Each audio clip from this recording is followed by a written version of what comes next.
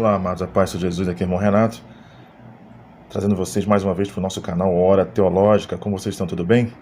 Hoje aqui trazendo mais uma dica de leitura, e para quem está olhando o tema, eu vou falar, tem a ver com teologia paulina, porque vai tratar sobre justificação, graça, de forma implícita, né? A fé, sobre a lei, e são escritos que Paulo se fundamentava para justamente tratar dentro do seu escrito, dentro das suas cartas, e defender justamente a questão da fé. Tem a ver também com a questão do segundo templo, quem gosta de nova perspectiva paulina, tá bom? Eu vou entrar com vocês aqui, mas antes, irmão, dá aquele like, aquela curtida. Você que não é inscrito, se inscreva no nosso canal, ajude a gente a compartilhar nossos vídeos, nossos trabalhos, nos grupos que você tem de teologia, seja no grupo da sua igreja, ou nos grupos nas redes sociais, no Facebook, no Telegram, no Instagram, no WhatsApp, tá? E não se esqueça, aciona o sininho das notificações. Você vai apertar o sininho, vai abrir aquelas 3 abas. A primeira opção todas você aperta para não perder nenhum conteúdo do nosso canal, tá bom? E seguindo a gente também lá no nosso Instagram, sempre colocando algumas coisas, algumas novidades de vez em quando, de obras, principalmente agora no começo do ano, que tem editoras já estão anunciando novidades, que estão chegando aí, obras que estão no forno aí, Thomas Nelson, Vida Nova, tá bom? Segue a gente lá, Hora_Teológica. Vamos lá, irmãos? Como vocês já estão vendo, a obra é essa aqui. A Torá Oral dos Fariseus, Textos da Tradição de Israel, Documentos do Mundo da Bíblia. Essa aqui é uma coleção, tá? Dentro da editora Paulus. Você tem aqui 2 autores, o Pierre Lenhardt e Mathieu Collin. Vou tratar para vocês aqui quem são esses dois aqui, que tem muitas obras que o pessoal não conhece, mas deveria conhecer, porque são obras fantásticas que esses homens trabalham justamente com questão de hebraísmo, cultura judaica e tudo mais. Você tem aqui, ó, olha o currículo deles. Pierre Lenhardt, religioso de Nossa Senhora de Sion, estudou teologia no Instituto Católico de Paris e fez estudos sobre o Talmud na Universidade Hebraica de Jerusalém. Ele leciona na Escola Bíblica de Jerusalém e nos Institutos Católicos de Paris e de Lyon. O Mathieu Collin é beneditino da Abadia de Pierre Cuivre. Estudou no Instituto Católico de Paris e na Escola Bíblica de Jerusalém. É professor da Sagrada Escritura. Essa obra aqui, irmãos, ela tem... Deixa eu ver quantas páginas. Você tem aqui 164 páginas. Você tem aqui bibliografia, né, contando junto.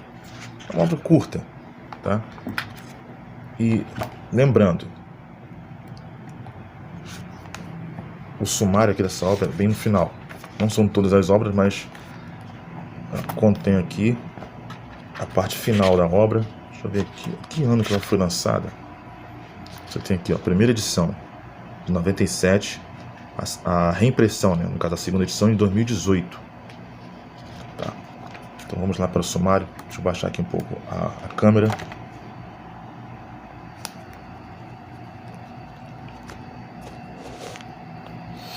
Vamos lá.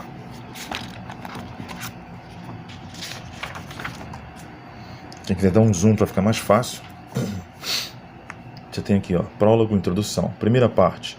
A Torá oral é coerente. A Torá oral engloba a Torá escrita. Lembrando que a Torá oral, no caso, ela ajuda a interpretar, né, a Torá escrita. A Torá oral precede a escritura, ela é preferível. A Torá oral transmite a Torá escrita, ó, e interpreta toda a Torá. A Torá oral cumpre a Torá escrita. A Torá oral manifesta a unidade e a divindade de toda a Torá.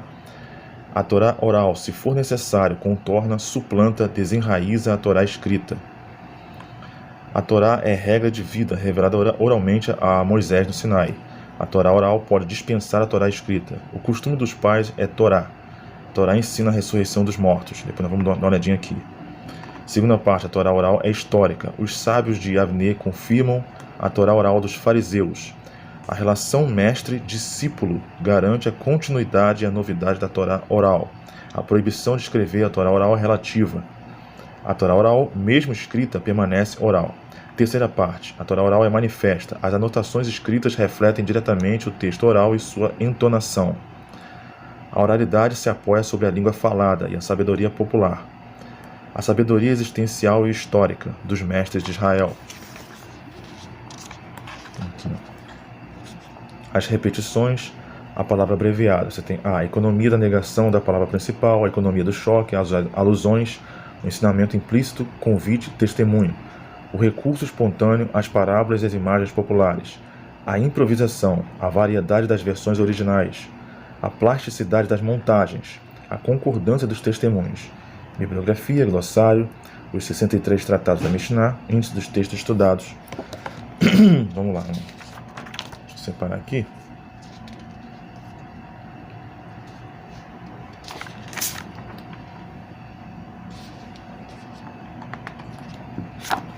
Vamos para página 52.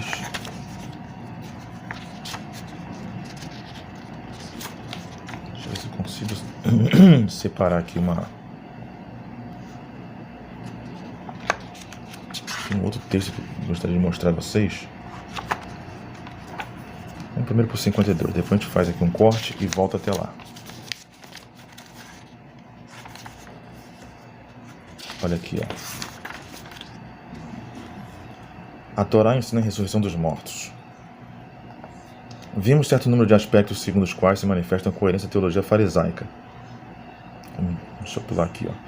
Para permanecer coerente até o fim, a coerência farisaica deve afirmar que a vida dada pela Torá cumpre-se para além da morte. Ora, a Torá escrita, como veremos adiante, não ensina diretamente, sem interpretação, a ressurreição dos mortos. Tá? Depois eu vou falar qual é a diferença aqui da questão da leitura entre saduceus e fariseus. Os saduceus que aceitam como Torá apenas a Escritura têm razão de seu ponto de vista, quando não aceitam que se mostre a ressurreição como ensinamento da Torá. Os fariseus e Jesus, segundo o Novo Testamento, podem ensinar a ressurreição a partir da Escritura, porque a tradição que interpreta a Escritura é a Torá oral. Vejamos como a Torá oral, recorrendo ou não à Escritura, ensina a ressurreição. Observemos em primeiro lugar e voltaremos a esse ponto importante que a Torá oral porque precede e engloba a Escritura. Não é obrigada a justificar a ressurreição dos mortos através dela. É de notar que a oração comunitária de Israel, na segunda das 18 bênçãos, ensina a ressurreição sem citar explicitamente a Escritura. Você tem aqui a citação. Deixa eu mostrar aqui agora.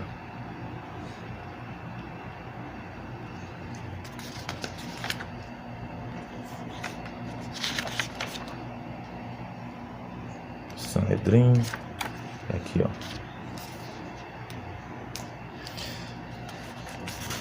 Deixa eu mostrar essa outra parte aqui que é mais fácil.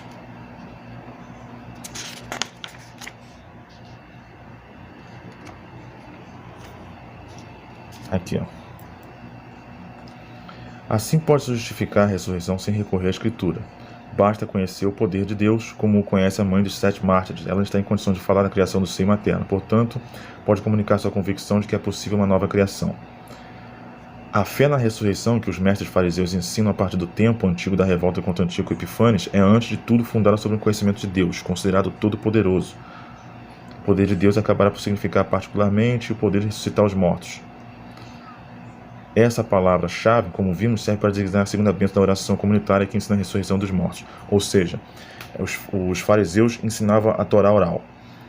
Só que os saduceus ficavam somente com a Torá escrita, no caso as leis de Moisés. As leis de Moisés, em parte nenhuma, ensinam a ressurreição dos mortos. Por isso que os saduceus têm essa diferença de interpretação no caso da Torá. Eles não recorrem à Torá oral, por isso não anulam, invalidam, não creem na ressurreição dos mortos.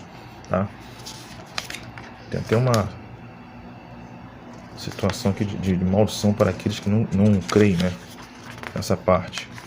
Deixa eu ver se eu consigo encontrar para vocês aqui.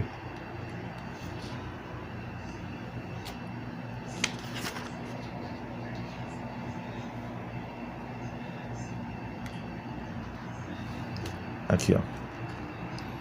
A ressurreição é a vida, que não passará mais pela morte. É o dom da vida eterna. Deus manifesta nela o seu poder, que é do Deus dos vivos, do Deus que faz os mortos viverem. Nenhum versículo isolado prova a ressurreição. É toda a Torá. No caso está falando sobre a Torá, tá? Versículo isolado é da Torá. Não está tratando de Tanakh, Antigo Testamento, ou de Hadashah, Novo Testamento. É toda a Torá escrita e tradição que, graças à Torá oral vivida, mostra a luz de ressurreição neste ou naquele versículo, neste ou naquele acontecimento, nesta ou naquela experiência humana. Vou tentar agora trazer para vocês aqui um dado muito curioso.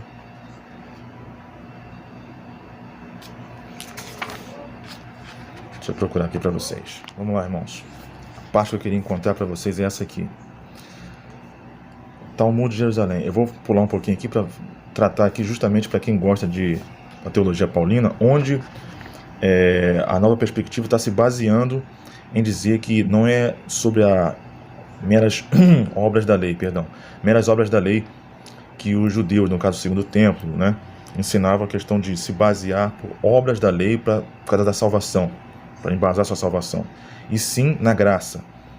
E a questão de obedecer a lei tinha um outro significado. Olha só onde vai dizer isso.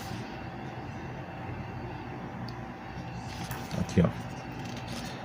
Acabamos de ver no Talmud de Jerusalém que a preferência era dada à Torá oral, porque foi em virtude desta que a aliança foi concluída. Mais adiante voltaremos a esse ponto, a respeito do poder que a exegese como Torá oral exerce com a face da Escritura para interpretá-la e cumpri-la. Notemos que a preferência é afirmada aqui, por assim dizer, de maneira absoluta, anterior de toda consequência prática para a vida do povo na linha da eleição, isto é, de uma preferência inspirada pelo amor. É a Torá oral que permite que Deus reconhecer seus filhos que conhecem seus mistérios. Em uma versão paralela da Midrash Tanhumá, versão coerente, encontramos as linhas que vamos ler no fim das passagens que correspondem ao texto número 2. Aqui tem um texto. Deus pronunciou todas estas palavras, mesmo que perguntaria ao seu mestre discípulo, experimentado santo bendito. Quando Moisés conheceu o santo bendito, lhe disse: vai, ensina meus filhos. Moisés lhe disse: mestre do mundo, escreve-a para teus filhos. Ele lhe disse: bem gostaria de dá-las por escrito, mas é evidente diante da minha face que as nações do mundo terão domínio sobre eles. Tomá-las-ão deles, e meus filhos serão como as nações do mundo. Assim, pois, dá-lhes a escritura por escrito, e a Mishnah, a Haggadah e um Talmud oralmente. O Senhor disse a Moisés: escreve para ti a escritura por quê? Pois em virtude de a Mishnah, o Talmud é que faz a separação entre Israel e as nações do mundo.